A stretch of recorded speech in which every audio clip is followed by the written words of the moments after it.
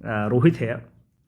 आज हम लोग जो टॉपिक स्टार्ट करने वाले हैं, जो 67th बीपीएससी के लिए बहुत ही इंपॉर्टेंट है। अगर आप 67th बीपीएससी का नेचर देखेंगे तो 3 सेगमेंट है जहां से क्वेश्चन हमेशा पूछा जाता है। जो पहला सेगमेंट है वो है चंपारण सत्याग्रह। अगर आप देखेंगे तो कोई भी ऐसा एग्जाम नहीं है जहां पर चंपारण सत्याग्रह से रिलेटेड क्वेश्चंस नहीं हैं। फिर तीसरा इंपॉर्टेंट है the invasion of Bakhtiyar Khilji. Bakhtiyar Khilji का इन्वेजन है। और तीसरा आप देखेंगे तो चंपारण सत्याग्रह से पहले 1857 की क्रांति होती है, the revolt of 1857 and rule of Babu Kunwar Singh. The fact of the matter is, today we will study the Champaran Satyagraha in great detail। इसलिए चंपारण सत्याग्रह को ग्रेट डिटेल में करना है क्योंकि जो बेसिक क्वेश्चंस हैं अभी तक पूछे जा चुके हैं। किसने गांधी जी को इनवाइट किया, इस तरह के क्वेश्चन पूछे जा चुके हैं। तो what we have to do now is कि इसको हम ग्रेट डिटेल में पढ़े ताकि जो भी क्वेश्चंस आए चंपारण सत्याग्रह से, we should be in position to answer them under any circumstances. तो विदाउट गिविंग ज़्यादा ज्ञान, अब आप सीधा हम लोग टॉपिक को स्टार्ट करते हैं चंपारण सत्याग्रह को। जो पहला हम लोग का स्टार्ट करेंगे चंपारण सत्याग्रह को, तो उसमें आप पाएंगे कि जो गांधी जी हैं,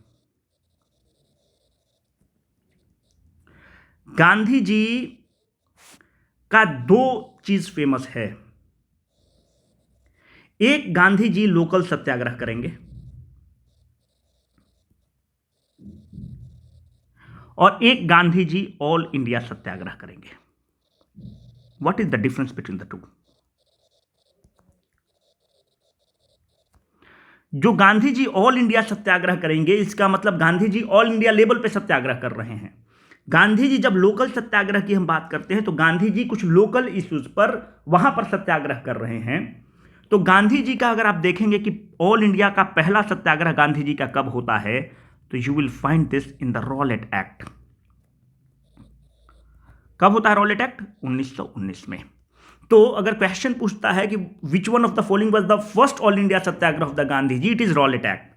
but if the question is asked what are the important local satyagraha कौन कौन है, तो गांधी जी का पहला लोकल सत्याग्रह जो बहुत ही इंपॉर्टेंट है उसका नाम है चंपारण सत्याग्रह। दूसरा जो इंपॉर्टेंट सत्याग्रह है गांधी जी का, उसका नाम है लोकल सत्याग्रह, उसका नाम है अहमदाबाद मील स्ट्राइक। जो तीसरा सत्याग्रह गांधी जी का लोकल सत्याग्रह इंपॉर्टेंट है, उसका नाम है Kheda satyagraha. Where is Kheda? Kheda is in Gujarat. ठीक है। चंपारण सत्याग्रह, यही सीरियल ऑर्डर है। पहले होता है चंपारण सत्याग्रह गांधी जी का 1917 में। उसके बाद अहमदाबाद मिल स्ट्राइक होता है 1918 में। उसके बाद खेड़ा सत्याग्रह होता है 1918 में ही। पर पहले अगर आपसे ऑर्डर पूछता है तो पहला है चंपारण सत्याग्रह, दूसरा है अहमदाबाद मिल स्ट्राइक और तीसरा है खेड़ा सत्याग्रह। आपके जहन में पहला प्रश्न यह आना चाहिए कि which were the tools which were use by the Gandhi ji. Gandhi ji किस टूल को यूज करते थे? तो अगर आप गांधी जी के टूल्स को आप देखेंगे तो गांधी जी का टूल क्या है? पहला जो गांधी जी टूल यूज करते थे वो है civil disobedience. What do mean by civil disobedience? Civil disobedience का मतलब होता है नागरिक अवज्ञा। आपने कोई कानून बनाया, मैं उससे सहमत नहीं हूं, मैं उसकी अवज्ञा कर दूंगा इन अ पीसफुल वे। दूसरा जो गांधी जी टूल यूज करते थे उसका है हंगर स्ट्राइक। तीसरा जो टूल गांधी जी यूज करते थे वो है नन कॉपरेशन। नन कॉपरेशन क्या होता है? असहयोग। आप बाद में देखें कि नन कॉपरेशन मूवमेंट भी चलता है, असहयोग आंदोलन गांधी जी चलाते हैं। ये ऑल जो टूल्स हैं, this all are the peaceful means. अगर आपको कभी वक्त मिलता है तो एक किताब आप पढ़िए, उसका नाम है फ्रीडम एट मिडनाइट। बहुत खूबसूरत बुक है फ्रीडम एट मिडनाइट। उस किताब में लिखा गया है कि गांधी जी, आप मेंस में इसको लिख सकते हैं, Gandhi ji forced Britishers to flee India by sipping water. आप इस लाइन का महत्व आप समझिए, बाय सिपिंग वाटर। आप इस लाइन का महत्व समझिए, गांधी जी के टूल्स का आप महत्व समझिए कि कितना टूल इंपॉर्टेंट रहा है गांधी जी का। फिर आपके जहन में आ रहा होगा आप ये क्या बता रहे हैं, तो मुझे पता है। देखिए, जो टूल जो गांधी जी पहला टूल यूज करते हैं वो है सिविल डिसओबीडियंस का, नागरिक अवज्ञा का। तो अगर क्वेश्चन पूछता है कि where was the first tool of civil disobedience movement, civil disobedience use by the Gandhi ji, it was the Champaran. तो first civil disobedience movement Gandhi ji का चंपारण सत्याग्रह में प्रयोग होता है। First hunger strike Gandhi ji कहां करते हैं? अहमदाबाद मिल स्ट्राइक में करते हैं। और गांधी जी का पहला नन कॉपरेशन का असहयोग गांधी जी कब करते हैं? तो गांधी जी का पहला नन असहयोग होता है first non cooperation, Kheda Satyagraha में होता है। What I am trying to emphasise over here is through the local Satyagraha Gandhi ji sharpened the tools, जो इनके टूल्स हैं गांधी जी के, सिविल डिसोबीडियंस का, हंगर स्ट्राइक का, नन कॉपरेशन का, उस टूल का एक तरह से लेबोरेटरी के रूप में इस्तेमाल करते हैं लोकल सत्याग्रह पे। उन टूल्स को देखते हैं कि ये कितने कारगर हैं, और उसके बाद ही extrapolates that tool to the national level, और फिर गांधी जी के रूप में, फिर महात्मा गांधी और बापू के रूप में उभर के आते हैं। If a question is asked कि the civil disobedience movement was first used by the Gandhi ji, where the answer has to be Champaran satyagraha. Hunger tool जो है गांधी जी ने कहां इस्तेमाल किया? तो अहमदाबाद मिल स्ट्राइक पर किया। और इस तरह से आप इसको कर सकते हैं। चूंकि हम लोग चंपारण सत्याग्रह पढ़ रहे हैं, तो हमारे जहन में पहला क्वेश्चन होना चाहिए कि what was the problem in Champaran. आखिर में प्रॉब्लम क्या था वहां पर? What was the problem in Champaran, है ना, वहां पे प्रॉब्लम था क्या? पहले तो आपको पता होना चाहिए चंपारण है कहां। बिहार में एक जगह है, अगर आप रफली मैप को अगर ऐसे बना लेना, तो ये है बिहार का मैप, ये है आपका चंपारण, इसको आप कहते हैं पश्चिमी चंपारण। उसके बाद यहाँ पे आपको आ गया ईस्ट चंपारण, जिसका हेडक्वार्टर मोतिहारी है। उसके बाद आपको यहाँ पे आ गया सीतामढ़ी, सीतामढ़ी के बाद मधुबनी, यहाँ पर है सुपौल, और यहाँ पर एक छोटा सा जिला है, उसका नाम है शिवहर। तो चंपारण की हम बात कर रहे हैं, तो ये पूरा चंपारण की बात कर रहे हैं, जिसका ईस्ट चंपारण का आपको हेडक्वार्टर है मोतिहारी, है ना। तो what was the problem in the Champaran? तो प्रॉब्लम इन चंपारण देखने के पहले हम लोग ये देख लें कि देखो 1860 में एक किताब लिखी जाती है, उस किताब का नाम है नील दर्पण। ये नील दर्पण जो किताब है, कौन लिखता है? जो नील दर्पण जो किताब है, ये लिखते हैं दीनबंधु मित्रा। और ये किताब बहुत फेमस हो जाती है। ये किताब किस चीज से रिलेटेड है? This book is related to the plight of indigo farmers. Indigo farmers कौन है? जो नील की खेती करते हैं। और जो लोग नील की खेती करवाते हैं, जो अंग्रेज थे, उसको कहा जाता है नीलहे साहब,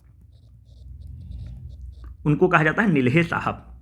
तो ये किताब इतनी फेमस हो जाती है दीनबंधु मित्रा की, कि इसका इंग्लिश में ट्रांसलेशन होता है। कौन करता है इसका इंग्लिश में ट्रांसलेशन? उनका नाम है मधुसूदन दत्ता, उसको इंग्लिश में ट्रांसलेट करते हैं। जब ये बुक बहुत फेमस हो जाती है, तो लोग अवेयर होते हैं, और जब अवेयर होते हैं तो आप ये देखते हैं कि 1863 में जो नील की खेती है, it shifted from Bengal to Bihar. फिर आपके जहन में प्रश्न ये उठ रहा है कि आखिर में नील की खेती से प्रॉब्लम क्या हो रहा है? देखो, ये पार्सल ऑफ लैंड है, मानते हैं कि इसकी फर्टिलिटी 100% है। किसानों का यह मानना है कि जब एक सीजन वो नील की खेती करते हैं, तो इसकी फर्टिलिटी घट के 50% हो जा रही है। फिर खेती कर रहे हैं नील की, 25% हो रही है, और इस तरह से घटते घटते ये जो जमीन इनका हो जा रहा है, वो बैरन लैंड के रूप में चला जा रहा है। It becomes a barren land. तो कोई किसान क्यों ऐसा खेती करना चाहेगा जिससे उसकी जमीन की उर्वरक क्षमता जो है, उसकी जो फर्टिलिटी है, उसकी फर्टिलिटी चली जाए? तो इसलिए किसान इंडिगो की खेती करना ही नहीं चाहता था। पर अंग्रेजों को इंडिगो की खेती की जरूरत थी, क्योंकि उन्हें कपड़ों को रंगना रहता था उस समय। फिर उस चीज को, प्रोडक्ट को मॉडिफाई करके फिर भारत में डंप करना होता था। तो पहला प्रश्न ये हो गया कि प्रॉब्लम क्या है, तो फर्टिलिटी चली जा रही थी। देखो, जो सबसे इंपॉर्टेंट है, आपने बार बार अभी जो हाल में जो बीपीएससी का एग्जाम हुआ उसमें आपने देखा होगा, तिनकठिया प्रणाली के बारे में पूछता है। What is Tinkathia system? देखो, तिनकठिया सिस्टम का क्या है ना, अगर आप बिहार वगैरह में जाएंगे तो वहां बीघा सिस्टम चलता है। जैसे अगर आप बात करेंगे तो एक बीघा में कितना कट्ठा होता है? 20 कट्ठा होता है। 3 कट्ठिया सिस्टम, 20 कट्ठा का मतलब क्या हो गया? ये आपका लैंड है मानते हैं।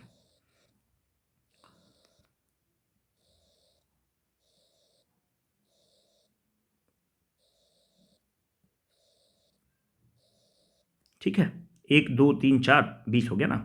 3 कट्ठिया सिस्टम का मतलब है ये 20 पार्ट में, 1 बीघा का लैंड है जिसको हमने 20 पार्ट में डिवाइड किया है।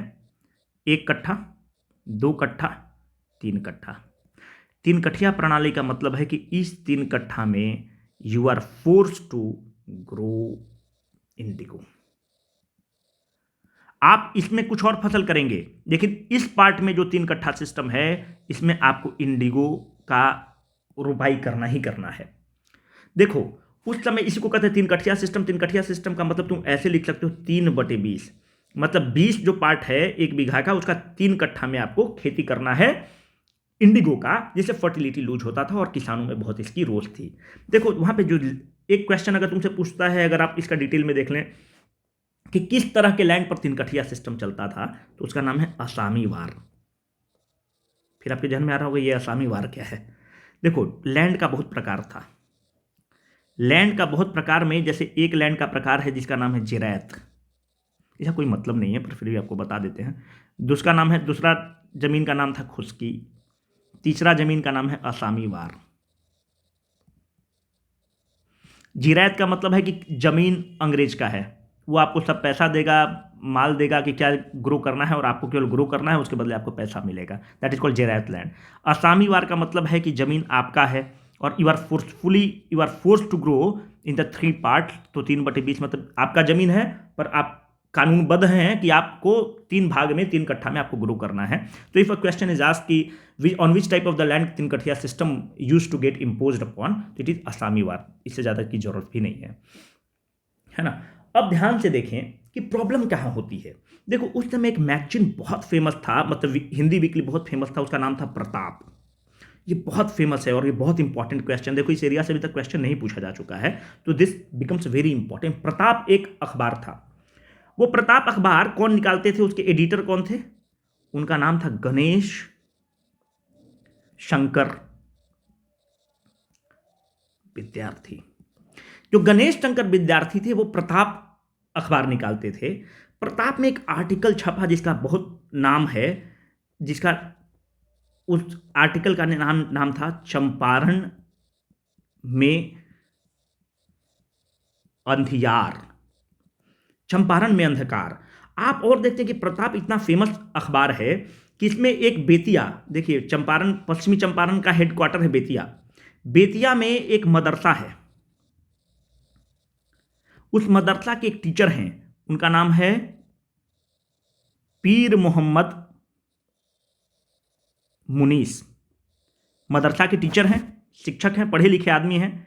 ये उस अखबार में प्रताप निकलती कहां से थी, तो इलाहाबाद से निकलती थी। तो पीर मोहम्मद मुनीस आर्टिकल लिखते हैं, उसका नाम है दुखी आत्मा। किसका दुख? किसानों का बारे में लिखते हैं, दुखी आत्मा। दूसरा आर्टिकल उस तरह का लिखते हैं, दुखी हृदय। यह अखबार में आर्टिकल निकल रहे हैं। चंपारण में अंधियार प्रताप में निकलता है, जिसका गणेश शंकर विद्यार्थी एडिटर रहते हैं। इस दरमियान क्या होता है कि वहां का एक लोकल नेता आप कह सकते हैं और लोकल किसान कह सकते हैं, उस किसान का नाम है राजकुमार शुक्ला। बहुत बार क्वेश्चन आ चुका है, राजकुमार शुक्ला। राजकुमार शुक्ला वो आर्टिकल्स पढ़ते हैं और राजकुमार शुक्ला बहुत ही द्रवित होते हैं। राजकुमार शुक्ला रहने वाले कहां के हैं, पहली बात तो ये इंपॉर्टेंट है। उनका नाम का गांव का नाम है सतवरिया। देखिए बीपीएससी इस तरह का प्रश्न पूछ लेता है। और उनका जो जमींदारी वगैरह था या जो जमीन था उसका नाम है मुरली भरहवा जगह में। तो अगर दोनों पूछ ले तो वही मारना है, मुरली भरहवा। सतवरिया या मुरली भरहवा उनका गांव का नाम है। राजकुमार शुक्ला क्या करते हैं कि ये डिसाइड करते हैं कि यार बहुत प्रॉब्लम है चंपारण में, हम लोग चलते हैं कुछ कांग्रेस के नेता से मिलते हैं। उस समय 1916 में लखनऊ सेशन चल रहा था। देखो बहुत इंपॉर्टेंट है Lucknow session from the national point of view. Lucknow session चल रहा था। लखनऊ सेशन कौन उसकी अध्यक्षता कर रहे थे? लखनऊ सेशन कब चलता है? 1916 में चलता है। कौन उसकी अध्यक्षता करते हैं? अंबिका चरण मजुमदार। थोड़ा सा बता देता हूं लखनऊ सेशन के बारे में, बहुत इंपॉर्टेंट सेशन है। लखनऊ सेशन में होता क्या है? हिंदू और मुस्लिम यूनिटी हो जाती है। और लखनऊ सेशन में क्या होता है? आपको पता होगा कि मॉडरेट और एक्सट्रीमिस्ट में थोड़ी लड़ाई थी, वो भी यूनिटी हो जाती है। जो मॉडरेट और एक्सट्रीमिस्ट की जो यूनिटी होती है उसमें कैटलिस्ट के रूप में काम कौन करते हैं? उसमें कैटलिस्ट जो हैं वो तिलक काम करते हैं। हिंदू मुस्लिम यूनिटी जो होता है, इसी लखनऊ सेशन में सरोजनी नायडू जो हैं वो जिन्ना को कहती हैं he is a ambassador of Hindu Muslim unity. तो बहुत बार प्रश्न पूछ लिया जाता है कि who said that Jinnah is a ambassador of the Hindu Muslim unity? It was said bye Sarojini Naidu in the Lucknow session. तो लखनऊ सेशन हमारे लिए ऐसे भी इंपॉर्टेंट है national history point of view से। तो लखनऊ सेशन में राजकुमार शुक्ल जाते हैं और गांधी जी को चंपारण की पीड़ा बताते हैं कि चंपारण में प्रॉब्लम क्या है, और गांधी जी से कहते हैं कि आप हमारी दर्द का निवारण करिए। पर आप देखेंगे जो भी सेशन होता है उस सेशन में कुछ ना कुछ रिजोल्यूशन पास होता है। तो रिजोल्यूशन जो चंपारण सत्याग्रह पे जो पास करवाते हैं उनका नाम है Brajkishore Prasad. Now try to understand the gravity. Brajkishore Prasad resolution को पास करवाते हैं चंपारण सत्याग्रह पे। Now try to understand the beauty. देखो अगर प्रश्न पूछता है कि who invited Gandhi ji to come to Champaran, answer is Rajkumar Shukla. But the question is who got the resolution passed in Lucknow session? The answer is Brajkishore Prasad. यही ब्रजकिशोर प्रसाद हैं जो राजेंद्र बाबू के जो पहले राष्ट्रपति उनके ससुर हैं, ब्रजकिशोर प्रसाद। तो कहने का मतलब है कि आप क्वेश्चन का लैंग्वेज को पकड़ना होगा फिर आपको आंसर देना होगा। आपने बताया लखनऊ से सतवरिया के रहने वाले हैं, तो आपको यह बात एकदम क्लियर कट होना चाहिए कि रिजोल्यूशन कौन पास करवाता है? तो it was Brajkishore Prasad. Now we will go into the detail कि अब गांधी जी का मूवमेंट कैसे होता है। अब तुम गांधी जी का डिटेल के बारे में तुम देखो तो पहले तुम 2-3 डेट देख लो। यह है 9 अप्रैल 1917। यह तुमको है 10 अप्रैल 1917। 10 से 14 अप्रैल 1917। और यहां पे मानते हैं 15-16 अप्रैल है, 15 एंड 16 अप्रैल है ना। देखो 9 अप्रैल को गांधी जी कोलकाता से चलेंगे। 10 अप्रैल को गांधी जी पटना पहुंचेंगे। देखो पटना में उस समय रहने का जगह तो होता, उतना बड़े बड़े लोग थे, तो वहां का सबसे बड़े आदमी थे मौलाना मजहरुल हक, जो सदाकत आश्रम बनवाते हैं। हक साहब वहां के बहुत ही बड़े राज परिवार के हैं। तो हक साहब का जो पैलेस है उसका नाम है सिकंदर महल। तो गांधी जी पटना आएंगे कलकत्ता से, और जो उनका पैलेस का नाम है, जो घर में रहते हैं मजहरुल हक, उनका नाम है सिकंदर महल। मौलाना मजहरुल हक बहुत बड़े फ्रीडम फाइटर हैं। सिकंदर महल में गांधी जी रुकेंगे 10 अप्रैल को। 10 अप्रैल के रात को ही गांधी जी मुजफ्फरपुर के लिए निकल जाएंगे। जब गांधी जी मुजफ्फरपुर के लिए निकलेंगे तो यहां पर आप देखेंगे कि जेबी कृपलानी इनका मुजफ्फरपुर में स्वागत करेंगे। जेबी कृपलानी कौन है? अगर आप जेबी कृपलानी के बारे में आप देखेंगे ना तो 1947 में जब भारत आज़ाद हुआ तो इंडियन नेशनल कांग्रेस के प्रेसिडेंट थे। बाद में ये हटते हैं इंडियन नेशनल कांग्रेस के प्रेसिडेंट से, और बाद में फिर राजेंद्र प्रसाद प्रेसिडेंट बन जाएंगे। लेकिन जब भारत आज़ाद हुआ तो हुआ the president of the INC it was JB Kripalani. JB Kripalani क्या थे? He was a principal of a college. उस कॉलेज का क्या नाम था? भूमिहार ब्राह्मण कॉलेज मुजफ्फरपुर। तो गांधी जी का स्वागत मुजफ्फरपुर में 10 अप्रैल को रात को जेबी कृपलानी करेंगे। 10 से 14 अप्रैल का जो समय है, गांधी जी किसानों से मिलेंगे, उनकी समस्या को समझेंगे। 15 और 16 अप्रैल को गांधी जी मोतिहारी पहुंचेंगे। What is Motihari? That is east Champaran as of now. ठीक है, तो मोतिहारी पहुंचेंगे। यहां पर गांधी जी को वो कहेगा कि आप नहीं जा सकते हैं। अब देखो, try to understand the beauty. जब गांधी जी को कहेगा कि आप नहीं जा सकते हैं, गांधी जी उस कानून को तोड़ देंगे। और जब उस कानून को तोड़ेंगे तो आप क्या कर रहे हैं? आप जो आदेश दे रहे हैं उसको हम मना कर रहे हैं, हम नहीं मानेंगे। जब हम नहीं मान रहे हैं तो आप क्या कर रहे हैं? नागरिक अवज्ञा कर रहे हैं। Hence the Champaran Satyagraha is called as first civil disobedience. आपको रटना नहीं है। Why Champaran Satyagraha is called as the first civil disobedience movement of the, it is a crucible है। क्यों? क्योंकि गांधी जी को 15-16 अप्रैल को मोतिहारी पहुंचते हैं, वहां का कलेक्टर बोलता है कि आप नहीं जा सकते हैं आगे। गांधी जी उस कानून को तोड़ देते हैं। Hence it is called as the first civil disobedience movement of the Gandhi ji. इसलिए रटना नहीं है, इसको कंसेप्ट को आपको थोड़ा सा समझ के चलना है कि कैसे उसको कहा जाता है। जब गांधी जी वहां जाते हैं तो कुछ नाम हैं जो बहुत ही नोटेबल जो नाम हैं, जो people who were with the Gandhi ji during the Champaran satyagraha. पहला जो नाम है वो है डॉक्टर राजेंद्र प्रसाद का, जो पहले राष्ट्रपति हमारे हुए। दूसरा बड़ा नाम अगर आप देखेंगे तो doctor Anugrah Narayan Singh. Doctor Anugrah Narayan Singh was the first deputy CM of the Bihar and he is called as the Bihar Vibhuti. तीसरा नाम ब्रजकिशोर प्रसाद। चौथा नाम राजकुमार शुक्ला। पांचवा नाम मजहरुल हक। इस तरह के श्री कृष्ण सिंह, इस तरह के नाम हैं जो गांधी जी के साथ वहां पे रहे हैं। आपके देखिए एग्जाम में ये इंपॉर्टेंट है कि देखिए सबसे नोटेबल एब्सेंटी पढ़ लीजिए, आपको छांटना होगा। नोटेबल एब्सेंटी कौन है जो यहां पर नहीं है चंपारण सत्याग्रह में? नोटेबल एब्सेंटी हैं जेपी, जयप्रकाश नारायण। गांधी जी के साथ जेपी नहीं है, जेपी उस समय एक्टिव नहीं है। और इसी जेपी के नाम पर पटना का एयरपोर्ट है लोकनायक। जेपी को टाइटल दिया गया है लोकनायक। जेपी के बारे में पूरा डिटेल में पढ़ेंगे, कैसे आज़ाद दस्ता बनाते हैं, कैसे क्या होता है। लोकनायक कहते हैं जिसके नाम पर पटना एयरपोर्ट का नाम है Loknayak. Jayaprakash Narayan he is famously called as the Loknayak. तो notable absentee during the Champaran Satyagraha it is JP. लोग कौन है? श्री कृष्ण सिंह है, अनुग्रह बाबू हैं, राजेंद्र प्रसाद हैं, नरहरि पारिक हैं। ठीक है, इस तरह के सारे लोग हैं, है ना। अब देखो होता क्या है, जब गांधी जी पहुंचते हैं तो पूरा माहौल बन जाता है चंपारण में। और जब माहौल बन जाता है, तुम यहीं से फिर देखो कि उस समय बिहार का लेफ्टिनेंट गवर्नर है, जिसको आप हिंदी में लिख सकते हैं उपराज्यपाल। थोड़ा सा हिंदी में प्रॉब्लम है, आप थोड़ा सा देख लीजिएगा, हिंदी में कम आता है। उपराज्यपाल जो है उनका नाम है एडवर्ड गेट। वो देखता है कि इतना जन समर्थन गांधी जी को मिलता है, बोलता है कि गांधी जी आखिर में आप हम लोग एक कमेटी बना लेते हैं और इस कमेटी पे डिस्कस कर लेते हैं कि क्या इसका किया जा सकता है इंडिगो फार्मर्स का। Gandhi ji got so much love from the people of the Bihar. तो एक कमेटी बनती है, एडवर्ड गेट बोलते हैं उपराज्यपाल की एक कमेटी बनाते हैं और उस कमेटी का नाम है चंपारण एग्रेरियन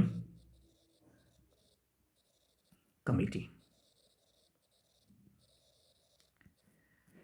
ये जो कमेटी बनती है चंपारण एग्रेरियन कमेटी, पहला प्रश्न तुमको ये बनता है कि ये क्या करेगा? उस प्रॉब्लम को देखेगा। कौन इसको प्रिसाइड करता है? ये बहुत इंपॉर्टेंट क्वेश्चन बन सकता है। देखो इस तरह का भी क्वेश्चन नहीं पूछा जा चुका। एफजी सिलाई, ठीक है, एफजी सिलाई। इसके मेंबर्स कौन कौन हैं? गांधी जी तो मेंबर रहेंगे ही। किसको रिप्रेजेंट कर रहे हैं गांधी जी? इंडिगो फार्मर्स को। इंडिगो फार्मर्स को रिप्रेजेंट कर रहे हैं। और इसके कौन मेंबर्स हैं? दूसरा है राजा हरिप्रसाद, तीसरा है जी रैनी, चौथा है एलसी अदामी। देखो इस तरह से क्वेश्चन पूछ सकता है कि विच एमंग द फॉलोइंग जो नहीं मेंबर्स हैं, और जी रीड उसके मेंबर हैं। चंपारण एग्रेरियन कमेटी करता क्या है? सबसे बड़ी बात है कि चंपारण एग्रेरियन कमेटी करेगा क्या? तो चंपारण एग्रेरियन कमेटी ये कहेगा कि भाई पहले तो जो तुम ये फोर्सफुल इंडिगो का कल्टीवेशन है इसको स्टॉप करो। तो चंपारण एक्ट आएगा 1918 में और तिनकठिया सिस्टम को खत्म कर देगा। ठीक है। दूसरी बात यह है कि गांधी जी ये कहते हैं कि जो इंडिगो जो किसानों से जो तुमने इलीगल टैक्स लिया है उस पैसा को लौटाओ। गांधी जी कहेंगे कि जितना इलीगल तुमने टैक्स लिया है 100% पैसा लौटाओ, पर सहमति बनती है कि 25% जो तुमने इलीगल पैसा कलेक्ट किया है इंडिगो फार्मिंग से उस पैसा को लौटाओ। तो कुछ लोग कहेगा कि गांधी जी की ये हार है कि 100% मानते हैं, 25% पे तैयार होते हैं। गांधी जी कहते हैं कि टोकेनिस्टिक मेजर है, उसको हमने ढकेल तो दिया, उसको हमने पीछे तो कर दिया, उसको मजबूर तो हमने किया, तो 25% इलीगल टैक्स जो लिया था उसको लौटाने की बात होती है। अब देखो चंपारण सत्याग्रह से जितने प्रश्न आएंगे तुम्हारे से बन जाना चाहिए, लेकिन और कुछ छोटे छोटे फैक्ट देख लो। देखो कभी जब बीपीएससी उन छोटे छोटे फैक्ट्स में घुस जाता है। पहला फैक्ट ये है, फैक्ट नंबर 1, कि चंपारण सत्याग्रह के दौरान गांधी जी 21 दिन के लिए रांची जाते हैं। तो जेपीएससी वगैरह में पूछता है कि कितने चंपारण सत्याग्रह के लिए कितने दिन आए, तो 21 दिन के लिए रांची गांधी जी जाते हैं। दूसरा इसमें एक इंपॉर्टेंट फैक्टर तुम्हारा ये बचता है कि गांधी जी कुछ स्कूल्स ओपन करते हैं। गांधी जी 2 स्कूल ओपन करेंगे चंपारण सत्याग्रह के दौरान। जो पहला गांधी जी स्कूल ओपन करेंगे उसका नाम है बड़हरवा लखनवा, एक जगह है वहां पे स्कूल ओपन करेंगे। कहां पे है? मोतिहारी के पास है, 20 किलोमीटर मोतिहारी से दूर है, जो भी ईस्ट चंपारण में है ना। बड़हरवा लखनवा में एक स्कूल ओपन करेंगे, और दूसरा स्कूल जो गांधी जी ओपन करेंगे वो है भीतरवा। वो कहां पे है? भीतरवा, ये नरकटियागंज में है। नरकटियागंज जो कि पश्चिमी चंपारण में है, तो वहां पे एक स्कूल को ओपन करेंगे भीतरवा में। देखो गांधी को गांधी बनाने में अगर सबसे बड़ा योगदान है तो उस बिहार की भूमिका है, वो है चंपारण। तुम ये बात देखना कि इसी चंपारण के बाद गांधी जी को लोग बापू कहना स्टार्ट करता है, इतना हिट होता है। इसी चंपारण सत्याग्रह के बाद टैगोर, देखो इस पर थोड़ा सा विवाद है, पर बहुत लोगों का कहना है, किताब में लिखा हुआ है कि टैगोर इनको महात्मा की उपाधि देंगे, और यहां से मोहनदास करमचंद गांधी महात्मा गांधी बन जाएंगे और महात्मा की इनको उपाधि मिलेगी। 1915 के आसपास टैगोर देते हैं। तो कुछ लोग का ये थोड़ा डिस्प्यूटेड है, इस पर अभी कुछ लोगों ने आरटीआई भी फाइल किया था कि कब देते हैं।